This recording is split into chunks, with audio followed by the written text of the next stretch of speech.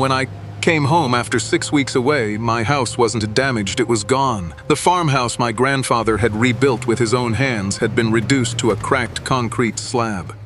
A pile of broken brick and a white sign planted in the dirt, it said. Dangerous structure removed by order of Silver Pines Homeowners Association. 3 days later, the same HOA sent me a certified bill for $184,000. $96,000 for demolition, $38,000 for debris removal, $22,000 in penalties, and another $28,000 in legal and emergency management fees. They gave me 30 days to pay. If I didn't, they said they would place a lien on my 46 acres and ask the court to force a sale. The HOA president looked me straight in the face and told me I should be grateful.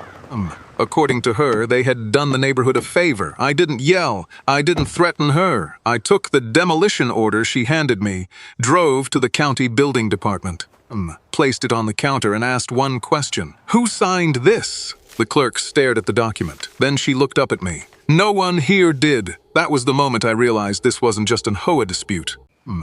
Someone had forged government paperwork to destroy my home, and what the HOA president didn't know was that a camera buried near the woods had recorded almost everything. Months later, she would sit in a courtroom and swear under oath that she had never been at my property. During the demolition, my attorney let her finish. Then she put one video on the courtroom screen. By the time the judge finished watching it, the HOA wasn't asking me for $184,000 anymore. They were being ordered to pay me $12 million. My name is Grant Holloway. I am 52 years old, and for most of my adult life I worked forestry contracts across 3 states. The job sometimes keeps me away from home for weeks at a time. That had never been a problem before. My property sat outside a subdivision called Silver Pines, 46 acres of woodland and pasture that had been in my family long before the development existed. At the center of it stood an old farmhouse. The original structure was more than a century old. My grandfather had rebuilt most of it himself after buying the land decades earlier. I grew up there. My father taught me how to repair a fence behind the barn. My grandfather shaped the porch railing by hand after both of them were gone. That house became the one place where I could still walk into a room and feel like some part of them remained. So when I returned after 6 weeks on a forestry contract and saw my mailbox crushed in the drainage ditch, I knew something was wrong. Then I noticed the wooden Holloway sign was missing from the gate. I pressed the accelerator. When I rounded the last bend, I hit the brakes so hard my toolbox slammed against the back of the cab. There was no house. I sat there staring through the windshield for a few seconds. I honestly thought I had taken the wrong road. Then I saw the old maple tree beside what used to be the porch. And I understood. Everything was gone: my furniture, my grandfather's tools, family photographs, records from 20 years of forestry work, my office, the dining table my father had built. All of it. There was only a foundation, broken pipes, scattered glass, and a mountain of debris pushed against the tree line. Then I saw the sign Silver Pines HOA logo at the top. Dangerous structure removed, and underneath it was the name of the HOA president, Marlene Whitaker. I called the sheriff. Sheriff Wade Mercer had known my family for years when he arrived. He walked around the foundation, looked at the broken concrete and exposed plumbing, and didn't say much. Then another vehicle came down my road, a white SUV. Marlene stepped out wearing designer sunglasses, spotless white shoes, and the kind of expression people wear when they've already decided they the smartest person in the conversation. She didn't apologize. She told me my farmhouse had been declared abandoned and structurally unsafe. She said. The HOA had sent several notices. I asked where they had sent them. To the property address, she said. I looked at the empty slab. You mailed warnings to the house you claim was abandoned? She ignored the question. Instead, she handed Wade a photocopied demolition order. I told her my property had never belonged to Silver Pines. The land was there before the subdivision. My deed specifically excluded it from HOA authority. Marlene gave me a thin smile. The community boundaries were recently updated. By who? The board. I stared at her. You think your board can vote my land into your HOA? Her smile disappeared. Then she warned me not to touch the rubble. According to her, the demolition site was under HOA control until the association recovered its expenses. That was the first time she mentioned money. I asked her directly. You destroyed my house and now you expect me to pay you. Marlene folded her arms. Mr. Holloway, you should be thanking us. We removed a serious hazard. Sheriff Mercer was still studying the paperwork. Then he pointed to the number printed across the top. This is to how county demolition files are numbered for half a second. Marlene's expression changed. Wade asked for the name of the building inspector who had approved the demolition. She gave him a name he didn't recognize. He asked for the inspector's phone number. Marlene said she would need to check her records. That was the first crack, 3 days later. Silver Pines sent me a certified envelope. Inside was a formal demand for payment. I read it twice because the numbers seemed too ridiculous to be real. Demolition services, $96,000. Debris removal, $38,000. Unsafe structure penalties, $22,000. Legal fees, $18,000. Emergency management, $10,000. Total due, $184,000. At the bottom was the threat. If I failed to pay within 30 days, Silver Pines intended to record a lien against my property and petition the court for collection, including a forced sale if necessary. I remember sitting at a kitchen table reading that letter. Not my kitchen table.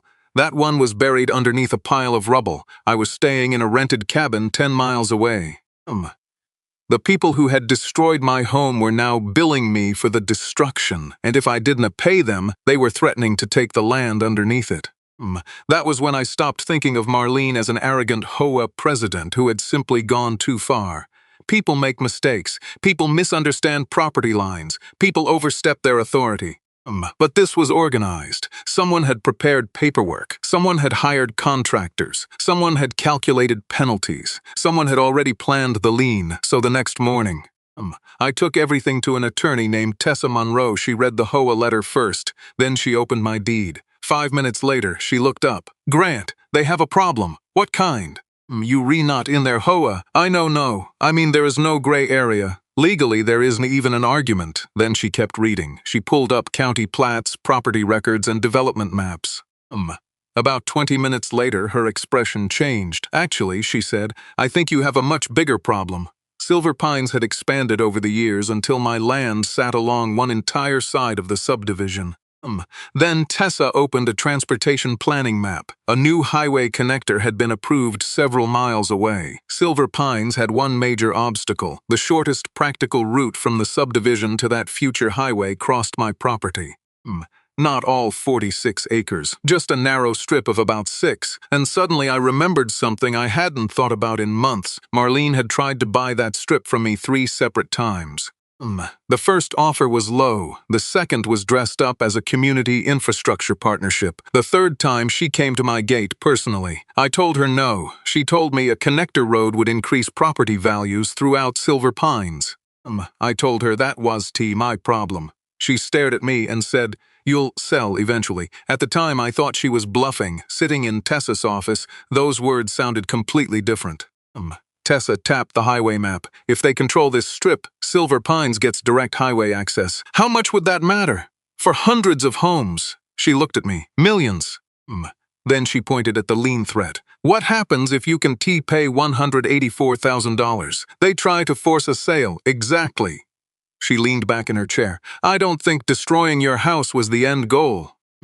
I felt my stomach tighten. I think the land was. That afternoon, Tessa sent Silver Pines a formal preservation notice. No deleting emails, no destroying meeting minutes, no altering financial records.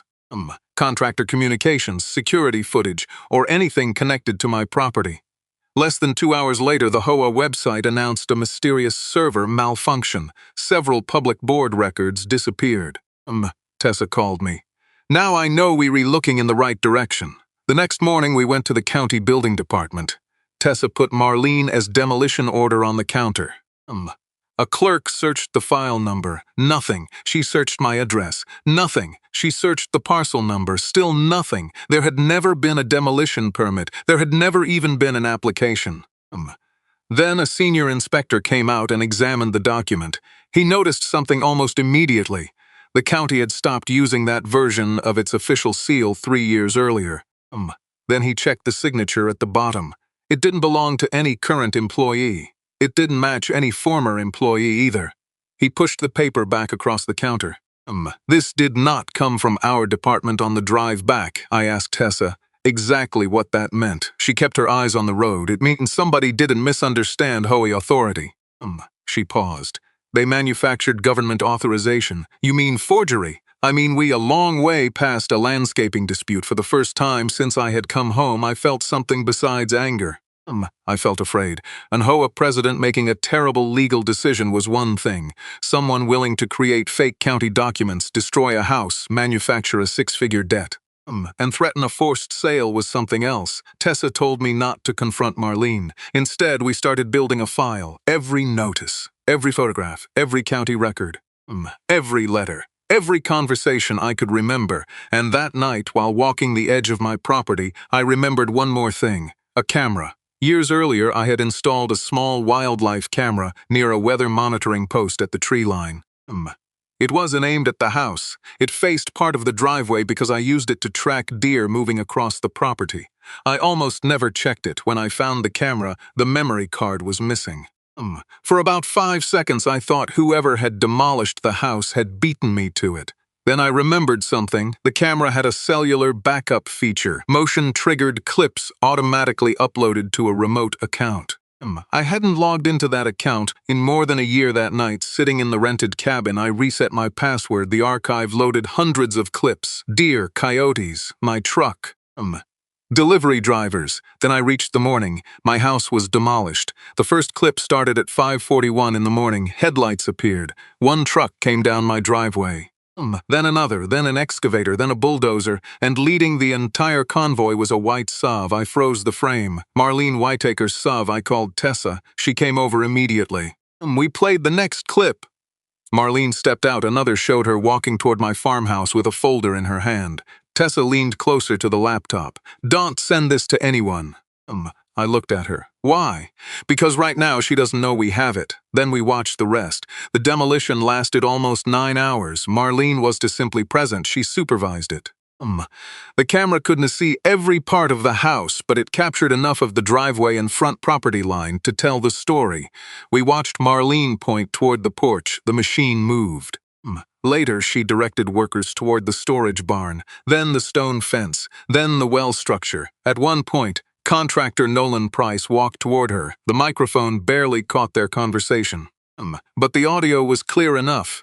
You've got an actual permit for all this, right? Marlene opened the folder. The court already authorized it. The owner abandoned the structure.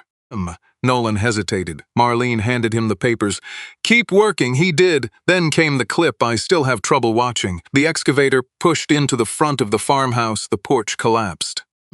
For 1 second, through the opening in the wall, I could see the dining room. Then the machine moved again. The wall came down. My father's table disappeared under the debris.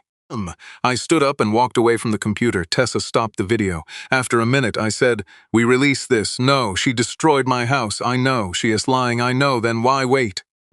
Tessa closed the laptop. "Because I don't want her correcting her story." I looked at her. "She thinks nobody saw her." Tessa nodded. "So let her keep thinking that." We filed for an emergency court order preventing Silver Pines from placing a lien on my property, entering the land again, or destroying additional records at the preliminary hearing. Marlene arrived with the HOA attorney and 2 board members. She looked confident again. Under questioning, she claimed the demolition had been handled by a safety committee. She said she had relied entirely on information provided by other people. Then Tessa asked her, "Were you personally present at Mr. Holloway's property during the demolition?" Marlene answered immediately, "No." "Did you personally supervise the contractor?" "No." "Did you provide demolition documents to the crew?" "No." Tessa nodded. No further questions on that issue. I turned toward her. That was it. We had the video. We had Marlene's SUV. We had her voice. We had footage of her handing the contractor the folder, and Tessa said nothing about it. The judge issued a temporary restraining order protecting my land and ordered Silver Pines to preserve and produce its records. Outside the courtroom, I finally asked, "Why didn't you show the video?"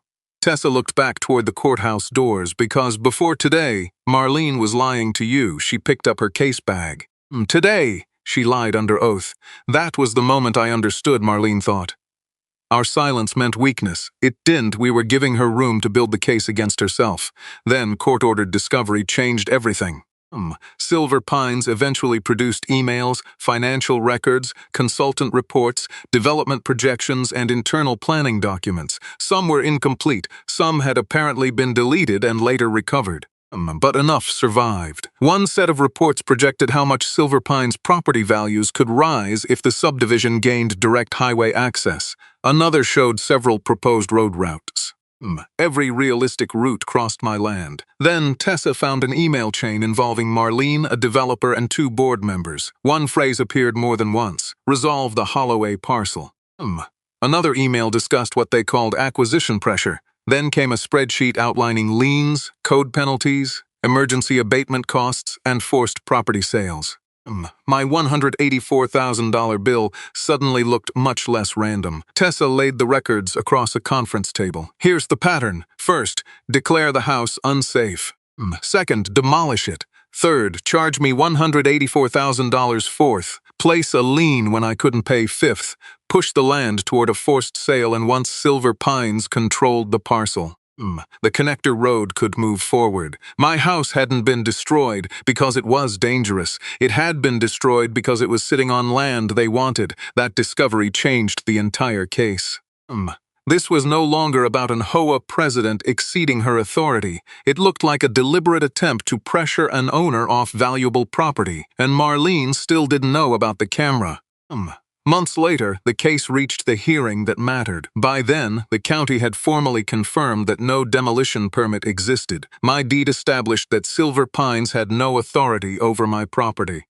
The internal records supplied the motive, but Tessa saved the simplest evidence for last. Marlene took the stand. Tessa approached slowly. Mrs. Whitaker, you previously testified that you were not present when Mr. Holloway's home was demolished. That is correct. You never visited his property that morning? No. You never spoke with the demolition contractor? No. You never handed anyone demolition authorization? No. You never directed the crew to destroy any specific part of the property? No. Tessa paused. Not the house? No. The barn? No. The well? No. The stone fence? No. Marlene was getting irritated. Then Tessa asked one final question. So, your testimony is that you had no personal involvement at the demolition site whatsoever? Marlene leaned toward the microphone. Absolutely none. Tessa walked back to our table. She opened her laptop. Then she looked toward the judge. Your Honor, I'd like to introduce Exhibit 47. The HOA attorney stood immediately. Tessa did argue. She simply said, it is a time-stamped cloud backup from a camera located on Mr. Holloway's property. For the first time that day, Marlene stopped smiling. The courtroom monitor came on. 5:41 and my driveway appeared on the screen. A truck entered, then another, then the excavator, then the bulldozer, then Marlene's white SUV. Nobody said a word. The next clip played. Marlene stepped out. Another showed her walking toward my farmhouse carrying the folder. Another showed her pointing toward the porch. Then the machine moved. Tessa let the footage play without commentary. She didn't need to explain what everyone could see. Then came the most damaging clip. Nolan Price walked toward Marlene. His voice came through the courtroom speakers. You've got an actual permit for all this, right? Marlene opened the folder. The court already authorized it. She handed him the documents. Keep working. Tessa paused the video. Then she turned toward the witness stand. Mrs. Whitaker, is that you? Marlene said nothing. The judge leaned forward. You need to answer the question. Her attorney whispered something to her. Finally, she said, it appears to be. Tessa resumed the footage. The courtroom watched my porch collapse, then the front wall, then workers moved toward the barn. Nobody on the HOA side looked in my direction when the video ended. Tessa closed the laptop. She didn't make a speech. She didn't have to. The judge had just watched Marlene contradict almost every important statement she had made under oath. Then Nolan Price testified. He confirmed that Marlene had personally assured him the demolition paperwork was valid. He confirmed that she had directed the work. He confirmed that his crew had relied on the documents she provided. By the time he left the witness stand, there wasn't much left to argue about. The fake authority had finally met real evidence. The ruling came after the full record was reviewed. The first thing the court addressed was Silver Pines' demand for $184,000. Void, completely unenforceable. Silver Pines had never had jurisdiction over my property. There was no valid demolition order. There was no lawful basis for the penalties. Then came the destruction itself. The farmhouse had been more than lumber, drywall, and square footage. Experts calculated reconstruction costs using the surviving architectural records and historical photographs. There was the loss of personal property, family possessions, professional records. The barn, the well, the stonework, loss of use, attorney fees, and damages tied to the intentional nature of what had happened. Then came punitive damages. The court described the conduct as deliberate and deceptive. Carried out with reckless disregard for my ownership rights. The evidence connecting the demolition and lien strategy to the attempt to obtain my property made things even worse for Silver Pines. When the awards and financial obligations were combined, the number was almost impossible for me to process. $12 million. A few months earlier, Silver Pines had sent me a letter demanding $184,000. They told me that if I didn't pay them for destroying my own house, they would try to take the land. Now the judgment against them was roughly $12 million. The court also directed that the questionable demolition documents and related financial records be forwarded to the appropriate authorities for further review. Marlene had walked into that courtroom treating the case like another fight over HOA authority. She walked out facing something much larger. I didn't celebrate in the hallway. I didn't follow her outside. I had nothing to say to her. By then, the paperwork had already said everything that needed to be said. Rebuilding the farmhouse took more than a year. We used old photographs, surviving measurements, and architectural records to recreate as much of the original structure as possible. The porch came back. So did the railing design my grandfather had made. The barn was rebuilt, the well was restored, and the Holloway sign went back at the entrance to the property. It wasn't at the same house, it never could be. There are things money can replace. And there are things it can't, but it was home again. Silver Pines replaced most of its board. Residents demanded greater access to association records. Boundary claims had to be independently verified before the HOA could take action involving neighboring property, and people who had once accepted Marlene's version of events began asking how many other things they had never been told. I used part of the money to help establish a small local assistance fund for homeowners facing serious property and boundary disputes, not because every HOA is corrupt, and not because every disagreement belongs in court. But because I learned how quickly someone with a title, a clipboard, and official-looking paperwork can make an ordinary person feel powerless. I also kept one thing from the demolition site. A single broken brick from the original farmhouse. Today, it sits in a frame beside a copy of my deed. People sometimes ask me why I kept it, because it reminds me of the one thing Marlene never understood. She thought ownership was something she could erase with a bulldozer. She thought that if the house disappeared, my rights would disappear with it. She was wrong. A house can be knocked down. Concrete can be broken, wood can be hauled away, but a deed doesn't disappear with the rubble, and neither does the truth.